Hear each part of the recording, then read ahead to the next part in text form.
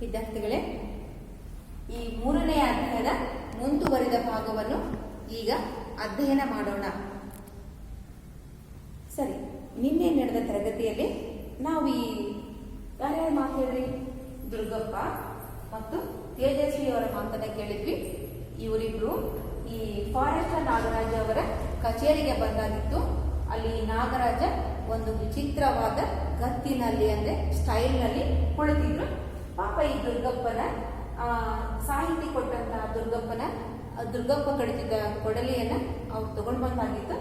ಅವಾಗ ಪಾಪ ಇಬ್ರು ಸೇರಿ ಅಂದ್ರೆ ಈ ದುರ್ಗಪ್ಪ ಮತ್ತು ತೇಜಸ್ವಿ ಈ ಫಾರೆಸ್ಟರ್ ನಾಗರಾಜನ ಕಚೇರಿಗೆ ಅಂದ್ರೆ ಆಫೀಸಿಗೆ ಬರ್ತಾರ.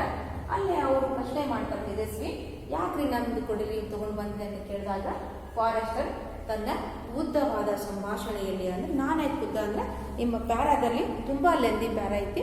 ಸೊ ಅದ್ರಲ್ಲಿ ಅವನು ಎಲ್ಲಾನು ಹೇಳ್ತಾನೆ. ಅಂದ್ರೆ ನಾನ್ಯಾಕೆ ಈ ರೀತಿ ಕೊಡಲಿ ತಗೊಂಡೆ ಅಂತಂದ್ರೆ ನಮ್ಗೆ 3 ಇಲಾಖೆ ಎನಿಬಿಗಳಿದ್ದಾವೆ ಅಂತ ಹೇಳ್ತಾನೆ. ನಾನು ನಿಮ್ಗೆ ಅದು ಹೇಳಾಗಿತ್ತು. ಅದು 2 ಅಂಕದ ಒಂದು ಉತ್ತರ ಅಂತ ಕೂಡ.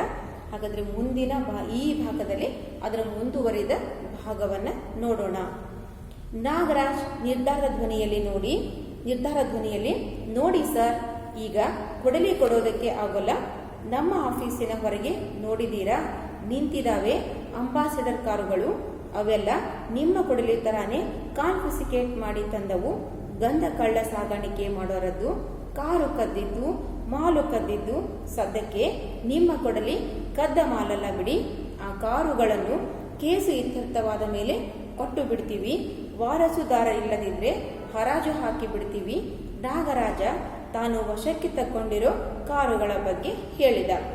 ಹಾಗಾದ್ರೆ ಪಾಪ ಹಿಂದಿನ ವಿಡಿಯೋದಾಗ ನಾವು ನೋಡಿದ್ವಿ, ನಾಗರಾಜ ಹೇಳಿದ್ವಿ ನಾವೇನ್ ಮಾಡ್ತೀವಿ ಅಂದ್ರೆ ಕಷ್ಟಪಟ್ಟು ಎಲ್ಲ ಕಡೆ ಗಿಡ ಮರ ಬೆಳೆಸ್ತೀವಿ. ಈ 3 ಇಲಾಖೆಯವರು ನಾವು ಬೆಳೆಸಿದಂತ ಎಲ್ಲ ಗಿಡಗಳನ್ನ ಕಡಿದು ಹಾಕ್ತಾರ. ಈಗ ಅವ್ರೆಲ್ಲಾರ್ಗೆ ಎಷ್ಟು ಒಳ್ಳೆ ಅನುಕೂಲ ಅಂದ್ರೆ ಎಷ್ಟು ಒಳ್ಳೆ ಚಾನ್ಸ್ ಅಂತ ಹೇಳಿದ್ರ ಅವ್ರ ರೊಟ್ಟಿ ತುಪ್ಪಕ್ಕೆ ಜಾರು ಬಿದ್ದಂಗೈತಿ. ನಾವಿದನ್ನ ಸುಮ್ಮನೆ ಬಿಡೋದೇ ಇಲ್ಲ, ಇವ್ರಿಗೆ ಬುದ್ಧಿ ಕಲಿಸ್ತೀವಿ ಅಂತ ಹೇಳಿದ್ರು. ಅದಕ್ಕೆ ಸಾಹಿತಿ ಕೂಡ ಹೇಳಾಗಿತ್ತು. ಹಾಗಾದ್ರೆ ಯಾರಾದ್ರೂ ಒಬ್ರು ಬುದ್ಧಿ ಕಲಿಬೇಕಂತ ಆದಾಗ ಮಾತ್ರ ಇದೆಲ್ಲ ಆಗುತ್ತ. ಈ ಸುಮ್ಮನೆ ಇದ್ರೆ ಯಾವುದೂ ಆಗೋದಿಲ್ಲ ಅಂದಾಗ ನಾಗರಾಜ ಹೇಳಿದ್ದ. ಸರ, ಈಗ ನೀವೇನಾದ್ರೂ ಹೇಳ್ರಿ, ನಾವು ಮಾತ್ರ ಕೊಡಲಿ ಕೊಡೋದಕ್ಕೆ ಸಾಧ್ಯನೇ ಇಲ್ಲ ಅಂತ ಹೇಳ್ದ. ಅದರ ಜೊತೆಗೆ ಒಂದು ಒಳ್ಳೆ ಉದಾಹರಣೆಯನ್ನು ಕೂಡ ಕೊಟ್ಟ. ನೋಡ್ರಿ ಸರ, ನೀವಾಗಲೇ ಹೊರ ನೋಡಿರ್ತೀರಿ ನಮ್ಮ ಆಫೀಸಿನ ಹೊರಗೆ, ಅಲ್ಲಿ ಎಷ್ಟೆಲ್ಲ ಅಂಬಾಸಿಡರ್ ಕಾರ್ ನಿಂತವು. ಹಾಗಾದ್ರೆ ಯಾಕೆ ನಿಂತಾವ ಅಂತ ಹೇಳಿದ್ರೆ ನಾವು ಅವನನ್ನ ಕಾನ್ಫಿಸಿಕೇಟ್ ಮಾಡಿ ತಂದವು. ಕಾನ್ಫಿಸಿಕೇಟ್ ಅಂದ್ರೆ ಈಗ ಎಷ್ಟೋ ಕಡೆ ನೋಡ್ರಿ, ನೀವು ನೋಡಿರ್ತೀರಿ ರಸ್ತೆಯಲ್ಲಿ ಹೋಗ್ಬೇಕಾದ್ರೆ ಇಲ್ಲಿ ಒಂದೊಂದ್ ದಿನ ಇಲ್ಲಿ ಪಾರ್ಕಿಂಗು ಅಥವಾ ಇಲ್ಲಿ ಅಂತ ಹೇಳಿರ್ತಾರೆ. ಅದನ್ನ ಬಿಟ್ಟಾಕ ಏನ್ ಮಾಡ್ತಾರೆ ಹೇಳ್ರಿ, ಪಾರ್ಕಿಂಗ್ ಅನ್ನ ಬಿಟ್ಟು ಪಾರ್ಕಿಂಗ್ ನಿಷೇಧ ಅಂತಿದ್ದಲ್ಲಿ ನಿಲ್ಲಿಸೋದು ಜಾಸ್ತಿ ನಾವುಗಳು. ಹಾಗಾದ್ರೆ ಅಂಥದ್ದನ್ನ ನಾವು ತಂದೀವಿ. ಇನ್ನು ಕೆಲವನ್ನ ಗಂಧ ಕಳ್ಳ ಸಾಗಾಣಿಕೆ ಮಾಡೋದಿತ್ತು, ಇನ್ನು ಕೆಲವು ಕಾರುಗಳು ಕದ್ದ ಮಾಲಾಗಿತ್ತು. ಸೊ ಅದೆಲ್ಲದನ್ನ ನಾವೀಗ ಏನ್ ಮಾಡಿವಿ, ವಶ ಮಾಡಿ ಇಲ್ಲಿ ನಿಲ್ಸಿವಿ. ಆ ಎಲ್ಲಾ ಕಾರುಗಳ ಕೇಸಿಗ ಕೋರ್ಟ್ನಲ್ಲಿ ಐತಿ. ಅದಿನ್ನು ಇತ್ಯರ್ಥವಾದ ಮೇಲೆ ಅದನ್ನ ಕೊಟ್ಬಿಡ್ತೀವಿ ಆ ಎಲ್ಲಾ ಕಾರುಗಳನ್ನ. ಆದ್ರೆ ನಿಮ್ ಕೊಡ್ಲಿ ಏನಂದ್ರೆ ಇದು ಕದ್ದ ಮಾಲಂತರೂ ಅಲ್ಲ. ಆದ್ರೆ ಈ ಕೊಡ್ಲಿಯಿಂದ ಒಂದು ಕೆಟ್ಟ ಕೆಲಸ ನಡೀತಾನೆ ಇತ್ತು ಅಂದ್ರ ಇದು ಉಚಿತವಲ್ಲದ ಕೆಲಸ ನಡೀತಿತ್ತು. ಕಾರಣ ಇದನ್ನು ಕೂಡ ನಾವೇನ್ ಮಾಡ್ತೀವಿ, ಕೋರ್ಟಿಗೆ ಹಾಕ್ತೀವಿ. ಅಲ್ಲಿ ಕೇಸ್ ಮುಗಿದ್ಮೇಲೆ ಮತ್ತೆ ನಿಮ್ಮ ಕೊಡ್ಲಿನ ನಿಮಗ್ ಕೊಡ್ತೀವಿ ಅಂತ ಎಲ್ಲಾ ಕಾರಣ ಬಗ್ಗೆ ಹೇಳ್ತಾನ. ಈ ಕೊಡಲಿ ವಿಷಯವನ್ನ ನಾಗರಾಜ ಅತ್ಯಂತ ಸರಳ ಧ್ವನಿಯಲ್ಲಿ ಸಾಹಿತಿಗೆ ಹೇಳಿದ. ಮಲೆನಾಡಿನ ಮಳೆಗೆ ಕಾರುಗಳೆಲ್ಲ ತುಕ್ಕು ಹಿಡಿದು ಕುರುಗುತ್ತಾ ಕುಳಿತಿದ್ದವು. ಒಂದು ಕಾರಿನ ಚಕ್ರದ ಮೇಲೆ ಹುತ್ತವೇ ಬೆಳೆದಿತ್ತು, ಇನ್ನೊಂದೆರಡರ ಮೇಲೆ ಯಾವುದೋ ಕಾಡು ಬಳ್ಳಿಗಳು ಹಬ್ಬತೊಡಗಿದ್ದವು. ಅವುಗಳ ಸದ್ಯದ ಶೋಚನೆಯ ಸ್ಥಿತಿ ನೋಡಿದರೆ ಅವು ಎಂದಾದರೂ ರಸ್ತೆ ಮೇಲೆ ಓಡಾಡುತ್ತವೆ ಊಹಿಸಲು ಸಾಧ್ಯವಿರಲಿಲ್ಲ.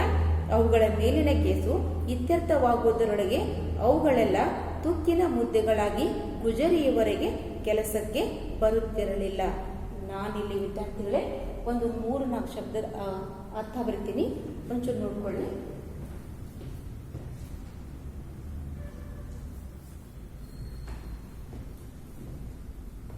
ಮೊದಲೇದು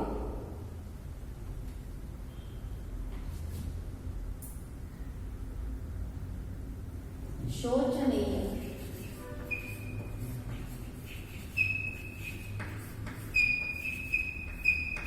ಶೋಚನೀಯ ಅಂದ್ರೆ ದುಃಖದ ಸ್ಥಿತಿ ಅಂತ. ದುಃಖ ಅಥವಾ ದಯನೀಯ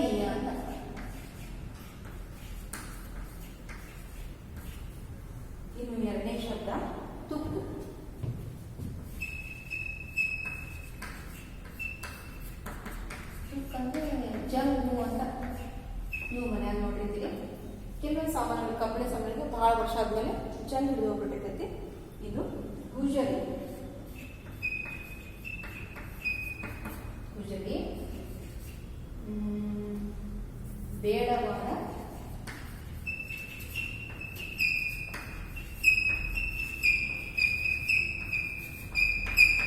ವಸ್ತುಗಳ ಸಾಗಾಣಿಕೆ. ಅವಾಗ ಅವ್ರು ಹೇಳಿದ್ರಲ್ರಿ, ಫಾರೆಸ್ಟ್ ನಾಗರಾಜ್ ಹೇಳಿದ್ರು, ನೋಡ್ರಿ ಸರ ಹೊರಗಡೆ ಎಲ್ಲ ಕಾರ್ ಅದಾವು, ಅವಕ್ಕೆಲ್ಲ ಕೇಸ್ ಐತಿ, ಹಂಗ ನಿಮ್ ಕೊಡ್ತೀವಂತ ಆ ಎಲ್ಲ ಕಾರಗಳ ಸ್ಥಿತಿಯನ್ನ ಸಾಹಿತಿ ನಮಗೆಲ್ಲ ಹೇಳ್ತಾರ. ಮೊದಲೇ ಯಾರು ಹೇಳ್ರಿ, ನಮ್ಮ ಸಾಹಿತಿ ಇದ್ದಂಥವರು ಮಲೆನಾಡು. ಇನ್ನು ಮಲೆನಾಡಲ್ಲಿ ಯಾವಾಗಲೂ ಮಳೆ ಸುರಿತಾ ಇರ್ತೈತಿ.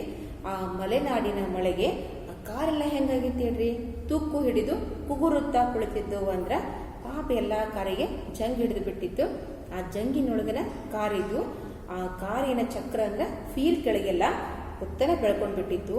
ಇನ್ನೊಂದು ಎರಡು ಕಡೆ ನೋಡಿದ್ರೆ ಆ ಕಾರಿನ ಮೇಲೆ ಯಾವ್ಯಾವ್ದೋ ಕಾಡು ಬಳ್ಳಿ ಹಬ್ಕೊಂಡ್ ಬಿಟ್ಟಿದ್ವು.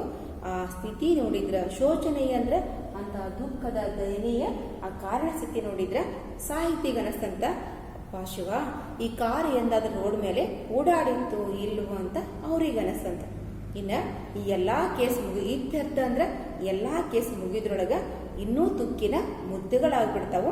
ಆಮೇಲೆ ಏನ್ ಹೇಳ್ರಿ, ರಸ್ತೆ ಮೇಲೆ ಓಡಾಡ್ಸೋದಕ್ಕಲ್ಲ, ಕೊನೆ ಪಕ್ಷ ಈ ಗುಜರಿಗೆ ಹಾಕೋದಕ್ಕೂ ಸಾಧ್ಯನೇ ಇಲ್ಲ. ಗುಜರಿ ಅಂದ್ರೆ ನೀವು ನೋಡಿರ್ತೀರಿ, ಅಂದ್ರೆ ನಮ್ಮ ಮನೆಗೆ ಬೇಕಾದಂತ ಹಳೇದೆಲ್ಲ ಸಾಮಾನೆಲ್ಲ ಹಾಕಿರ್ತೀವಲ್ಲ, ಅಂದ್ರ ಅಂತ ಅಂಗಡಿಗೂ ಕೂಡ ಕೆಲಸಕ್ಕೆ ಬರೋದಕ್ಕೆ ಸಾಧ್ಯನೇ ಇಲ್ಲ ಅಂತ ಸಾಹಿತಿ ಆ ಕಾರುಗಳ ಒಂದು ಸ್ಥಿತಿಯನ್ನ. ಸರಿ ಬಿಡಿ ನಾಗರಾಜ್, ನಾನು ಇನ್ನೊಂದು ಕೊಡಲಿ ತಗೊಳ್ಳುತ್ತೇನೆ.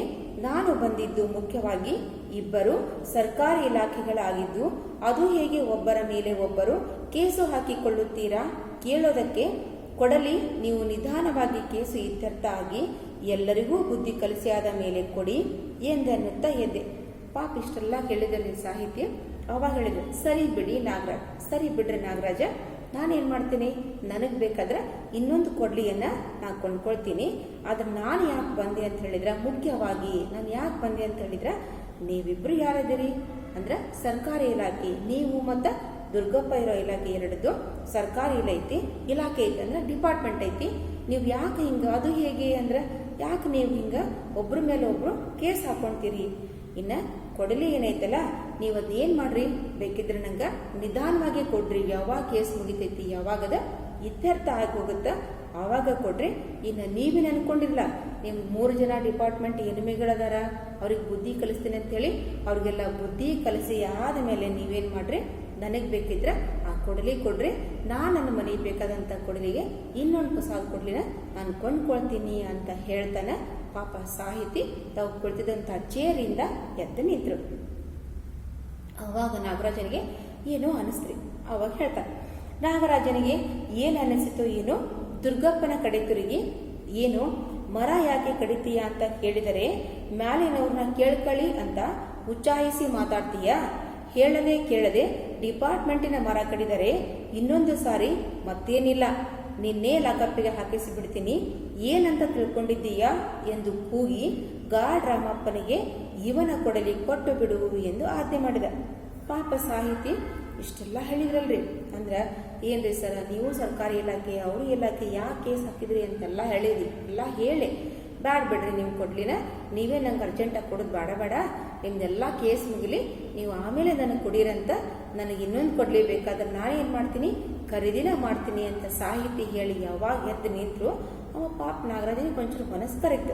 ಅವಾಗ ಅದನ್ನಂದ, ಅವಾಗ ಅವೇನು ಇವ್ರಿಗೆ ಹೇಳಿಲ್ರಿ. ಅವಾಗ ಯಾರಿಗೆ ಹೇಳ್ದ, ದುರ್ಗಪ್ಪನ ಕಡೆ ತಿರುಗಿ ಅಗ್ದಿ ಜೋರು ಮಾಡಿದ. ಏನಂತ, ಏನು ಮರ ಯಾಕೆ ಕಡಿತೀಯ ಅಂತ ಕೇಳಿದರೆ, ಏನಪ್ಪ ದುರ್ಗಪ್ಪ ಮರ ಯಾಕೆ ಕಡಿತೀಯ ಅಂತ ನೀನು ಕೇಳಿದ್ರೆ ನೀನೇನಂತ ಹೇಳ, ಮ್ಯಾಲ್ನವ್ರು ಕೇಳ್ಕೊಳ್ಳಿ, ನೋಡ್ರಿ ಕೇಳ್ಕೊಳ್ಳಿ.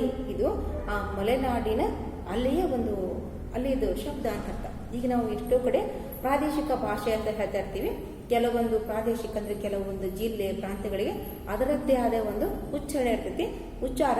ಹಾಗಾದ್ರೆ ಇಲ್ಲೂ ಕೂಡ ಏನಪ್ಪಾ, ನೀನೇನ್ರ ಕೇಳಿದ್ರೆ ನೀ ಏನಂತ ಹೇಳ, ಮ್ಯಾಲ್ನವ್ರನ್ನ ಕೇಳ್ಕೊಳ್ಳಿ ಅಂತ ಉಚಾಯಿಸಿ ಅಂದ್ರೆ ತಿರಸ್ಕಾರ ಅಂತ ಅರ್ಥ. ನೆಗ್ಲೆಕ್ಟ್ ಮಾಡಿ ನೀವು ಮಾತಾಡ್ತೀಯಲ್ಲ, ಇನ್ನ ಕೇಳದೆ ಡಿಪಾರ್ಟ್ಮೆಂಟಿನ ಮರ ಕಡಿದ್ರೆ ಇನ್ನೊಂದ್ಸಲ ನೀನ್ ಹಂಗ ಬಿಡುದೇ ಇಲ್ಲ. ಏನ್ ಮಾಡ್ತೀವಿ, ನಿನ್ನ ನಾ ಏನ್ ಮಾಡ್ತೀನಿ, ಲಾಕ್ ಅಪ್ಪಿಗೆ ಅಂದ್ರ ನಿನ್ನನ್ನು ಜೈಲಿಗೆ ಕಳಿಸ್ತೀನಿ, ನೋಡು ಏನಂತ ತಿಳ್ಕೊಂಡಿದೀಯ ಅಂತ ಜೋರಾಗಿ ನೋಡ್ರಿ ಹೆಂಗೆ ಅಗ್ದಿ ಜೋರಾಗಿ ಹೇಳಿದ್ರು. ಇನ್ನು ಜೊತೆಗೆ ಅಲ್ಲೇ ಒಬ್ಬ ವ್ಯಕ್ತಿ ಇದ್ದ, ನಾನು ಎಲ್ಲೂ ಕೂಡ ಪದ ತೆಗೆತಿ. ಅವನ ಹೆಸರು ರಾಮಪ್ಪ. ಅವನ ಹುದ್ದೆ ಅದು ಗಾರ್ಡ್.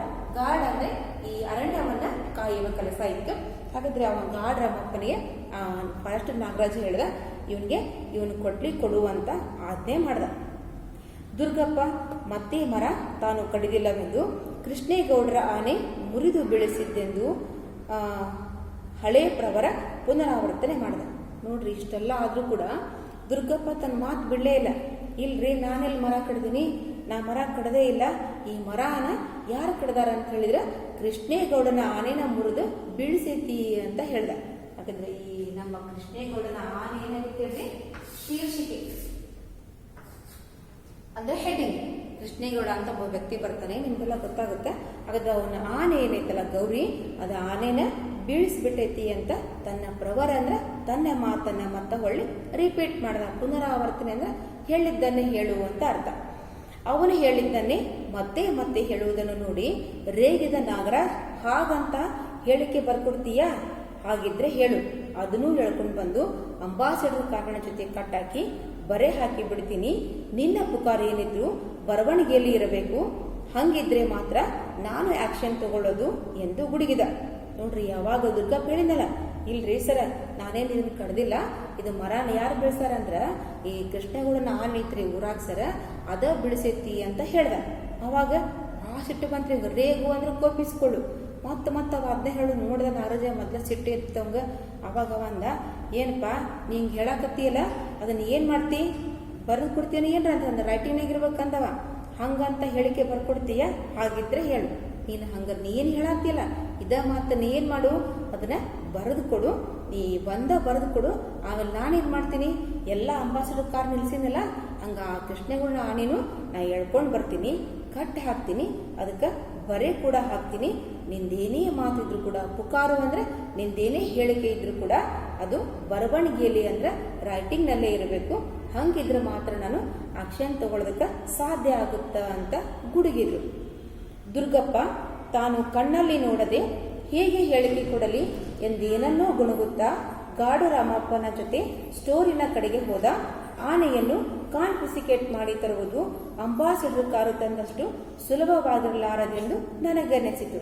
ನೋಡ್ರಿ ಇಷ್ಟೆಲ್ಲ ಆದ್ಮೇಲೆ ದುರ್ಗಪ್ಪ ಅಂದ, ಇಲ್ರಿ ಸರ ನಾನೇನು ಅದನ್ನ ಆನೆ ಬಿಡಿಸೋದನ್ನ ನಾ ಕಣ್ಣಾರೆ ನೋಡಿ ಇಲ್ಲ. ಅಂದ್ರ ಅದು ಕೊಂಬಿ ಮುರಿದು ಬೀಳುವಾಗ ನಾನು ಇದ್ದಿದ್ದೇ ಇಲ್ಲ. ಇದನ್ನ ನಾನೇ ಊಹೆ ಮಾಡ್ಕೊಂಡೀನಿ. ಇನ್ನು ನಾನು ಕಣ್ಣಿನ ನೋಡ್ಲಾರ್ದನ ಅದನ್ನೇ ನಿಮ್ಗೆ ಬರೆದು ಕೊಡ್ಲಿ ಅಂತ ಗೊಣಗು ಅಂದ್ರೆ ಸಣ್ಣ ಅಂತಂದ್ಲೆ ಹೇಳ್ಕೊಂಡ. ಇಷ್ಟು ಹೇಳಿ ಗಾಡ್ ರಾಮಪ್ಪ ಹೇಳಿದ್ನಲ್ರಿ ಇವನು ಕೊಡ್ರಿ ಅಂತೇಳಿ. ಆ ಕೊಡಲಿ ಎಲ್ಲಿತ್ತಂದ್ರೆ ಆಫೀಸಿಂದ ಸ್ಟೋರ್ ರೂಮ್ ಒಳಗಿತ್ತು. ಆವಾಗ ರಾಮಪ್ಪ ಆ ಸ್ಟೋರ್ ರೂಮ್ ಕಡೆಗೆ ಹೋದ. ಇವನು ಅವನನ್ನ ಹಿಂಬಾಲಿಸಿದ. ಅವಾಗ ಇವ್ರಿಗೆ ಅನಿಸ್ತೀವಿ ಸಾಹಿತಿಗೆ ಏನಂತ, ಆನೆಯನ್ನು ಕಾನ್ಫಿಸಿಕೇಟ್ ಮಾಡಿ ತರುವುದು ಅಂಬಾಸಿಡರ್ ಕಾರು ತಂದಷ್ಟು ಸುಲಭವಾಗಿರಲಾರದೆಂದು. ಅಂಬಾಸಿಡರ್ ಕಾರನ್ನ ಏನ್ ಮಾಡಿದ್ರೆ ಎಲ್ಲಾನ ಒಂದು ಲಾರಿ ತಗೊಂಡು ಹೋಗಿ ಅದರೊಳಗೆ ಎತ್ತಾಕೊಂಡು ಬಂದಾರ. ಇದ್ರ ಹಂಗನ ಆನೆ ತರೋದು ಅಷ್ಟು ಸುಲಭ ಅಲ್ಲ, ಅಂದ್ರೆ ಈಸಿ ಅಲ್ಲ. ಅದನ್ನ ಹುಡ್ಕೊಂಬರೋದು, ಇಲ್ಲಿ ನಿಲ್ಲಿಸೋದು, ಬರಿ ಹಾಕೋದು ಇದೇನು ಬಹಳ ಈಸಿ ಅಲ್ಲ ಅಂತೇಳಿ ಸಾಹಿತಿಗೆ ಅನ್ನಿಸ್ತು. ಹಾಗಾದ್ರೆ ಇದು 3ನೇ ಅಧ್ಯಾಯ ಆಗಿತ್ತು. 3ನೇ ಅಧ್ಯಾಯದಲ್ಲಿ ನಾವು ಈ 4 ಪಾತ್ರಗಳನ್ನು ನೋಡ್ತೀವಿ. 4 ಪಾತ್ರಗಳು ಜೊತೆಗೆ ತೇಜಸ್ವಿಯವರನ್ನ ಕಾಣ್ತೀವಿ. ಇವತ್ತಿನ ಈ ಸಂಭಾಷಣೆಯಲ್ಲಿ ನಾವು ಕಾಣೋದು ದುರ್ಗಪ್ಪ ಮತ್ತು ತೇಜಸ್ವಿಯವರ ಸಂಭಾಷಣೆ. ಇನ್ನು ಅಲ್ಲಿ ಈ ನಾರಾಯಣ ಇದನ್ನ ಸಂಭಾಷಣೆ ಹೊರತಾಗಿ ಬರೀ ಅವರು ನಿಂತ ದೃಶ್ಯವನ್ನ ಸಾಹಿತ್ಯ ನಮಗೆ ಹೇಳ್ತಾರೆ. ಇನ್ನು ಫಾರೆಸ್ಟರ್ ನಾಗರಾಜ್ ಮತ್ತು ತೇಜಸ್ವಿಯವರ ಮಾತನ್ನ ಸಂಭಾಷಣೆಯನ್ನು ಕೂಡ ನಾವು ನೋಡಿದ್ದಾಯಿತು. ಗಾಡು ರಾಮಪ್ಪನ ಯಾವುದೇ ಮಾತಿಲ್ಲದೆ ಈ ರಾಮಪ್ಪನಿಗೆ ಈ ಫಾರೆಸ್ಟರ್ ನಾಗರಾಜ್ ಅವರು ಒಂದು ಆಜ್ಞೆಯನ್ನು ಮಾಡ್ತಾರ. ಅದು ಈ ತೇಜಸ್ವಿಯವರ ಕೊಡಲಿಯನ್ನು ಕೊಡೋದಕ್ಕಂತ ಹೇಳಿ ಅಷ್ಟನ್ನು ಮಾತ್ರ ನಾವು ಇಲ್ಲಿ ಕಾಣ್ತೀವಿ. ಆದರೆ ಇದರೊಟ್ಟಿಗೆ ನಾವು ಕೃಷ್ಣೇಗೌಡನ ಆನೆಯನ್ನ ಇಲ್ಲಿ ಕೇಳ್ತೀವಿ. ಅಂದ್ರೆ ದುರ್ಗಪ್ಪ ಅದಕ್ಕೊಂದು ಆರೋಪ ಕೊಡ್ತಾನೆ. ಈ ದುರ್ಗಪ್ಪ 1ನೇ ಅಧ್ಯಾಯದಿಂದಲೇ ಕೃಷ್ಣೇಗೌಡನ ಆನೆಗೆ ಆರೋಪವನ್ನ ಕೊಡುತ್ತಲೇ ಬಂದಿದ್ದಾನೆ. ಹಾಗಾದ್ರೆ ನಾನೀಗಾಗಲೇ ಆ 1ನೇ ಅಧ್ಯಾಯದಲ್ಲಿ ಹೇಳಿದ್ದಾಗಿದೆ, ಕೃಷ್ಣೇಗೌಡನ ಆನೆ ಅದು ಬಾ ಇಲ್ಲದ ಮೂಕ ಪ್ರಾಣಿ. ಇಂತಹ ಮೂಕ ಪ್ರಾಣಿಗೆ ಈ ಕೃಷ್ಣೇಗೌಡನ ಆನೆ ದೀರ್ಘಗದ್ಯದಲ್ಲಿ ಆರೋಪಗಳು ಸಲ್ಲುತ್ತಲೇ ಹೋಗುತ್ತವೆ. ಇಲ್ಲಿ ಸಾಹಿತಿ ಹೇಳುತ್ತಾ ಹೊರಟಿರುವುದು ಇಂತಹ ಎಷ್ಟು ಜನರನ್ನ ನಾವು ಸಮಾಜದಲ್ಲಿ ಕೂಡ ಕಾಣುತ್ತೇವೆ. ಹಾಗಾದ್ರೆ ನಾವು ಕೆಲವರನ್ನ ಒಳ್ಳೆಯವರು ಅಂತ ಹೇಳ್ತೀವಿ, ಇನ್ನು ಕೆಲವರನ್ನ ಸಂಭಾವಿತರು ಅಂತ ಹೇಳ್ತೀವಿ. ಇನ್ನು ಒಳ್ಳೆಯವ್ರಿಗಿಂತ ಇನ್ನು ಒಳ್ಳೆಯವರು ಅಂತ ಅರ್ಥ. ಅವ್ರಿಗೆ ಏನ್ ಮಾಡ್ತೀವಿ ಬಿಡ್ರಿ, ನಾವು ಒಂಚೂರು ಹೊಡೆಯವ್ರನ್ನ ಕಂಡ್ರ, ನಾವೇನ್ರು ಮಾತಾಡಿದ್ರೆ ಜಬರ್ಸೋರ್ ಕಂಡ್ರೆ ನಾವು ಹೆದರ್ತೀವಿ. ಪಾಪ ಸುಮ್ಮನಿದ್ದರಿಗೆ ಇರ್ಲಿ ಬಿಡ್ರಿ, ಅವ್ರ ಹಂಗ ಇವ್ರ ಹಂಗ ಅಂತ ಹೇಳ್ತಾನೆ ಇರ್ತೀವಿ. ಇಲ್ಲೂ ಕೂಡ ಈ ದೀರ್ಘ ಅಧ್ಯಾಯದಲ್ಲಿ ಕೂಡ ಈ ಕೃಷ್ಣೇಗೌಡನ ಆನೆಗೆ ಅಧ್ಯಾಯ 1ರಿಂದಲೇ ಅದು ಎಷ್ಟೋ ಸುಳ್ಳು ಆರೋಪಗಳು ಅದಕ್ಕೆ ಹೇರಿಕೊಳ್ಳುತ್ತಲೇ ಸಾಗುತ್ತವೆ. ಹಾಗಾದರೆ ಈ ಭಾಗದಲ್ಲಿ ಮತ್ತೆ ದುರ್ಗಪ್ಪ ಮತ್ತೆ ಒಂದು ಆರೋಪವನ್ನ, ಅಂದರೆ ಈ ಬಿದ್ದಂತ ಮರವನ್ನ ನಾನು ಕಡದೇ ಇಲ್ಲ, ಆ ಕೆಲಸವನ್ನ ಈ ಕೃಷ್ಣೇಗೌಡನ ಆನೆಯೇ ಮಾಡಿದೆ ಎಂದು ಹೇಳುತ್ತಾ ತಾನು ಅಲ್ಲಿಂದ ಹೋಗುತ್ತಾನೆ. ಕೊನೆಗೆ ಸಾಹಿತಿ ಎಲ್ಲ ವಾಚಕರಿಗೆ ಹೇಳುತ್ತಾರೆ, ಆ ಕೃಷ್ಣೇಗೌಡನ ಆನೆಯನ್ನ ಕಾನ್ಫಿಸ್ಕೇಟ್ ಮಾಡಿ ತರುವುದು ಅದು ಅಷ್ಟು ಸುಲಭದ ಕೆಲಸವಲ್ಲ ಎಂದು ಹೇಳುತ್ತಾರೆ. ಹಾಗಾದರೆ ಇದು 3ನೆಯ ಅಧ್ಯಾಯವಾಗಿತ್ತು. ವಿದ್ಯಾರ್ಥಿಗಳೇ, ನಿಮಗೀಗ 3 ಅಧ್ಯಾಯಗಳು ಮುಗಿತು. ಇನ್ನು 4ನೇ ಅಧ್ಯಾಯ ಅದು ಮುಂದಿನ ಭಾಗದಲ್ಲಿ ಮುಂದುವರಿಯುತ್ತದೆ. ಹಾಗಾದರೆ ಈ ಭಾಗದಲ್ಲಿ ಬರುವಂತಹ ಪ್ರಶ್ನೆಗಳನ್ನು ನಾನು ನಿಮಗೆ ಅಸೈನ್ಮೆಂಟ್ ಅಂತ ಕಳಿಸ್ತೀನಿ. ಹಾಗಾದರೆ ಇಲ್ಲಿ ಬರುವಂಥ ಎಲ್ಲ ಪ್ರಶ್ನೆಗಳಿಗೆ ನೀವು ಉತ್ತರ ಕೂಡ ಕೊಡಬೇಕಾಗುತ್ತೆ. ಅದರ ಸಂದರ್ಭದ ಪ್ರಶ್ನೆ ನಾನೀಗ ಹೇಳ್ತೀನಿ. ಅದು 4ನೇ ಸಂದರ್ಭ, ನನ್ನ ಕೊಡಲಿ ಯಾಕೆ ತಂದು ಆಫೀಸ್ನಲ್ಲಿ ಇಟ್ಕೊಂಡಿದ್ದೀರಾ ಅಂತ. ಈಗ ನಿಮಗೆ ಆಗಲೇ ಗೊತ್ತು ಆಯ್ಕೆ ಸಂದರ್ಭ ಬರೋದು ಯಾವಾಗಂತ. ಈ ಮಾತನ್ನು ಹೇಳಿದ್ದು ಸಾಹಿತಿ ತೇಜಸ್ವಿಯವರು. ಇದನ್ನು ಯಾರಿಗೆ ಕೇಳ್ತಾರೆ ಹೇಳ್ರಿ? ಈ ಮಾತನ್ನವರು ನಾಗರಾಜ್ ಅವರಿಗೆ ಕೇಳ್ತಾರ. ಹಾಗಾದರೆ ಈ ಮಾತನ್ನು ಕೇಳುವ ಮೂಲಕ ಸ್ವಾರಸ್ಯ ಭಾಗದಲ್ಲಿ ನಾವು ಬರೆಯೋದು, ಪ್ರಸ್ತುತ ಈ ಪ್ರಶ್ನೆಯ ಮೂಲಕ ಸಾಹಿತಿ ತಮ್ಮ ಕೊಡಲಿಗಾಗಿರುವ ಸ್ಥಿತಿಯನ್ನು ಕೇಳಲು ಬಂದಾಗ ಅಂತ. ಇನ್ನು 5ನೇ ಪ್ರಶ್ನೆ, ಅದು ವೆಪನ್ ಸರ್, ವೆಪನ್ ನಮಗೆ ಮುಖ್ಯ. ಹಾಗಾದರೆ ಈ ಸಂದರ್ಭವನ್ನು ನಾವು ಕಾಣಬಹುದು. ನಾಗರಾಜ್ ಅವರು ನಮಗೆ ಕೋರ್ಟಿನಲ್ಲಿ ಕೇಸನ್ನು ದಾಖಲಿಸಿಕೊಳ್ಳುವುದಕ್ಕೆ ಅಥವಾ ಅವರಿಗೆ ಕೇಳುವ ಸಾಕ್ಷ್ಯವನ್ನು ನಾವಲ್ಲಿ ಸಲ್ಲಿಸುವುದಕ್ಕೆ ನಮಗೆ ವೆಪನ್ ಅಥವಾ ಸಾಕ್ಷಿ ಮುಖ್ಯವಾಗುತ್ತದೆ. ಕಾರಣ ನಮಗೆ ನಿಮ್ಮ ಕೊಡಲಿ ಬೇಕಾಗಿತ್ತು ಎಂದು ಹೇಳುವ ಸಂದರ್ಭದಲ್ಲಿ. ಇನ್ನು 6ನೇ ಸಂದರ್ಭ, ನಿನ್ನ ಪುಕಾರು ಏನಿದ್ರು ಬರವಣಿಗೆಯಲ್ಲಿ ಇರಬೇಕು. ಇದನ್ನು ಹೇಳಿದ್ದು ಕೂಡ ಈ ನಾಗರಾಜ್ ಫಾರೆಸ್ಟರ್ ಆದ ನಾಗರಾಜ ಇವನು ದುರ್ಗಪ್ಪನಿಗೆ ಹೇಳ್ದ.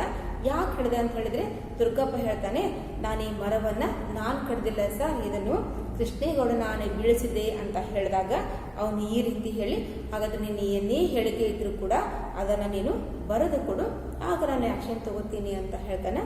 ಈ 3 ಸಂದರ್ಭವನ್ನ ನಾವಿಲ್ಲಿ ಕಾಣ್ತೀವಿ. ಇನ್ನು 1 ಅಂಕದಂದ್ರೆ 1 ಮಾರ್ಕ್ಸ್ ಕ್ವಶನ್ ಅನ್ನ ಇಲ್ಲಿ ಯಾವ್ದು ಬರ್ತಂತ ಹೇಳಿದ್ರೆ,